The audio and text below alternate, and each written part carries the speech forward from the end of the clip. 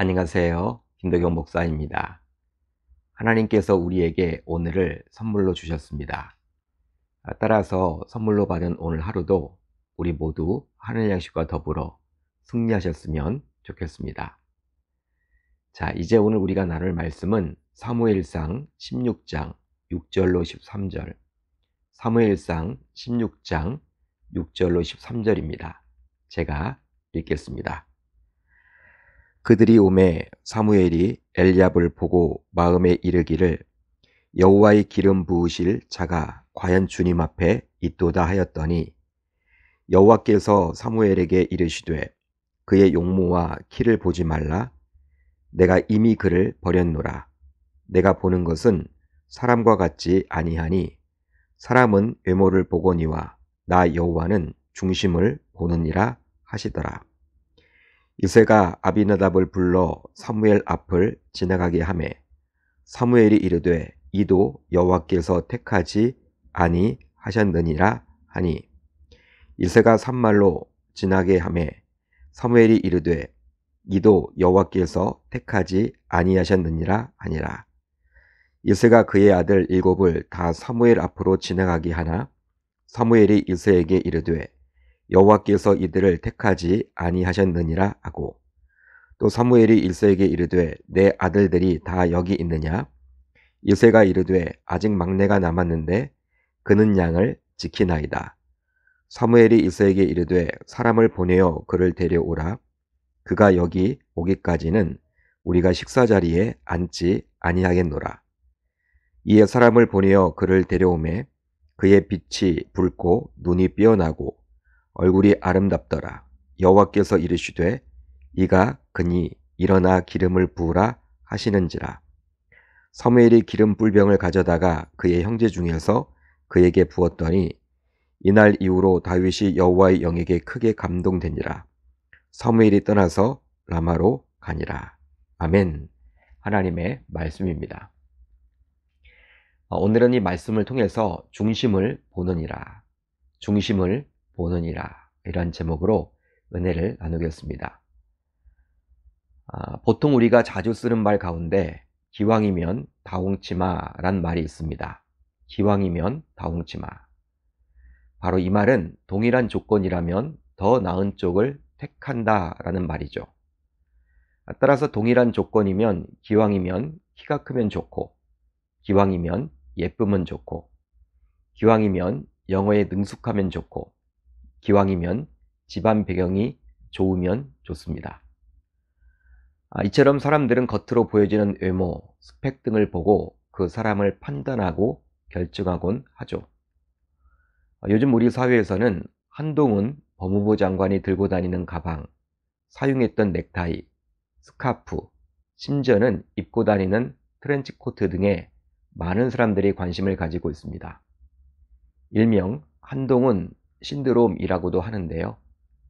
아직 법무부 장관으로서 다소 젊은 50세가 채 되지 않은 나이, 훤칠한 키와 준수한 외모, 재치 있는 말솜씨, 서울법대 출신 등과 같이 눈에 보이는 외형적인 것들에 많은 사람들이 기대와 관심을 갖고 있습니다.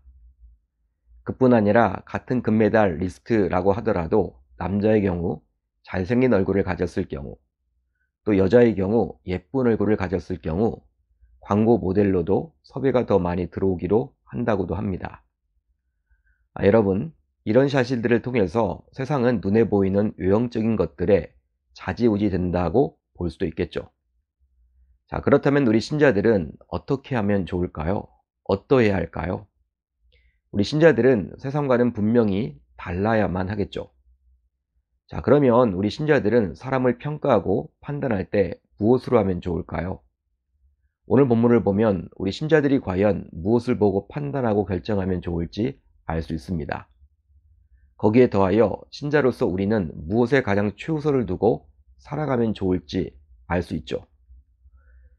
이제 스스로 자고하게 되어 진정으로 회개할 줄 모르게 된 사울왕을 버리기로 작정한 하나님께서는 사무엘을 이새의 집으로 보내서 그의 아들 가운데 한 사람에게 기름을 부어 그를 왕으로 세우고자 했습니다. 하지만 사무엘은 이런 사실이 알려질 경우 사울에게 암살당할 수도 있기에 대단히 조심스러워했죠. 그래서 사무엘은 제사를 핑계로 이새의 가족들을 초청해서 이새의 아들들에게 기름을 붓기로 작정하게 되었습니다. 그렇게 해서 이새는 사무엘의 요청대로 자신의 아들들을 데리고 사무엘을 찾아뵈었죠. 우선 사무엘은 이새의 장남인 엘리압을 보게 되었습니다. 사무엘이 엘리압을 보는 순간 그는 하나님께서 왕으로 기름 부을 자가 바로 엘리압이라고 확신을 갖게 되었죠. 왜냐하면 당시 엘리압의 용모와 키를 보았을 때 사울왕처럼 탁월했기 때문입니다. 여러분, 우리도 종종 대통령 선거 때마다 어느 누구는 대통령상이다 란 말을 많이 들어왔습니다. 그만큼 사람들 사이에서 대통령, 즉 왕의 모습을 머릿속에 이미 그려놓고 사람들은 판단하고 생각을 하죠. 더욱이 당시 고대사회의 왕은 직접 전장터에 나가서 자신의 백성들을 지켜야만 했기에 보통의 사람들보다 키가 크고 용모도 준수한 경우가 많았다고 합니다.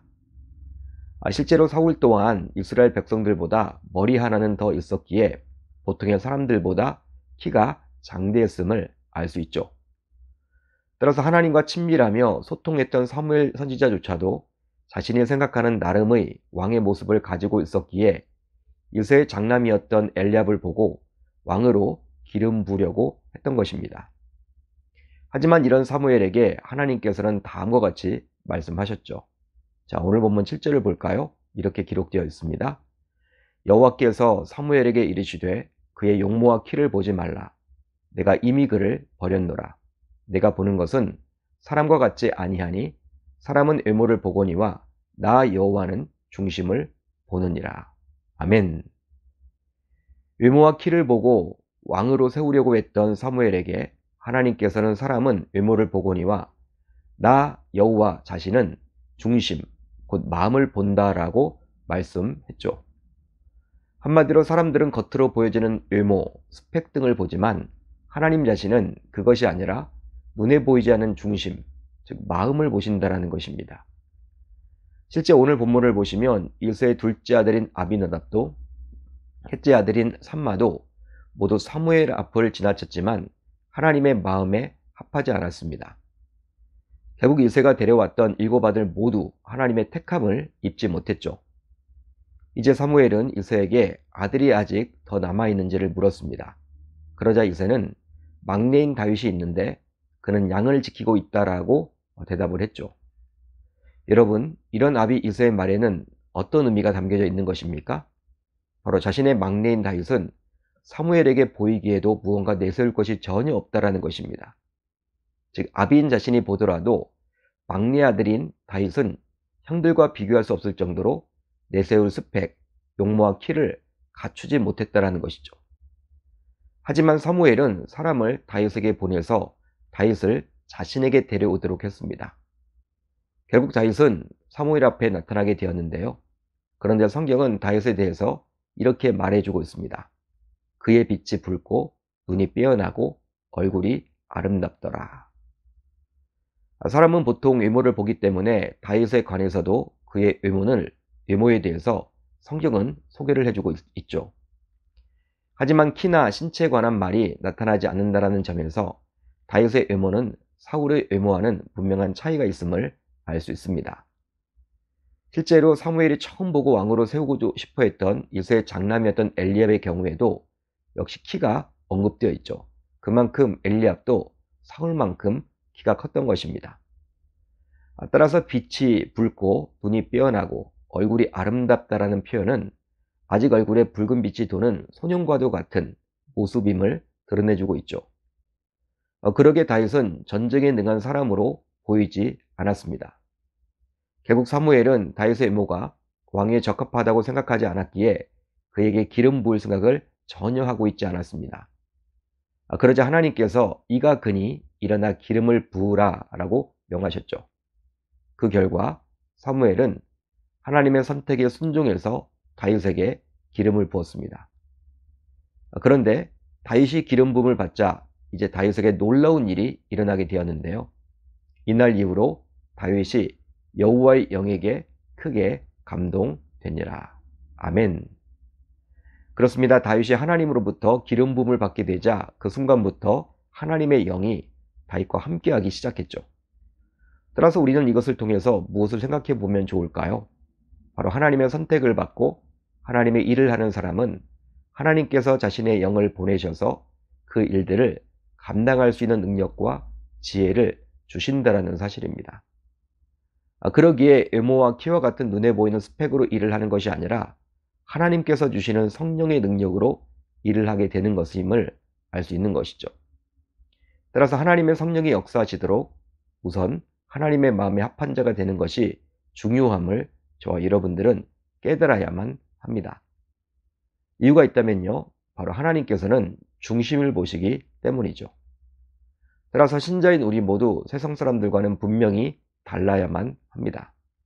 즉 세상은 보이는 스펙과 외모만을 중시 여기기에 그 스펙과 외모를 위해서 시간을 투자하고 그것만을 성취하면 성공할 수 있다라고 확신한다면 우리 신자들은 그런 스펙과 외모보다도 오히려 하나님의 마음에 합한 사람이 되도록 최선을 다해서 살아가야 할 줄로 믿습니다. 바로 다윗처럼 말이죠. 사랑하는 성도 여러분, 사울은 세상이 원하는 조건을 모두 갖춘 왕이라면 다윗은 세상이 원하는 조건은 갖추지는 못했지만 오직 하나님의 마음에 합한 왕이라고 볼 수 있습니다. 하지만 결과적으로 보게 되면 사울은 역사에서 비참하게 종말을 맞이하게 되었지만 다윗은 우리에게 영원히 기억에 남는 위대한 왕으로서 남아있죠. 그 이유는 바로 하나님의 마음에 합한 자였기 때문입니다. 그러기 이제부터 우리 모두 하나님의 마음에 쏙 드는 사람이 될 수 있기를 우리 주님의 이름으로 축원합니다. 자, 이제 오늘 우리 공동체가 함께 나눌 기도 제목을 살펴보겠습니다. 우선 첫 번째로는 스펙 쌓기보다 어떻게 하면 하나님의 마음에 합한 자로서 살아갈 수 있을지에 우선을 두고 살아가는 신자 되게 하소서.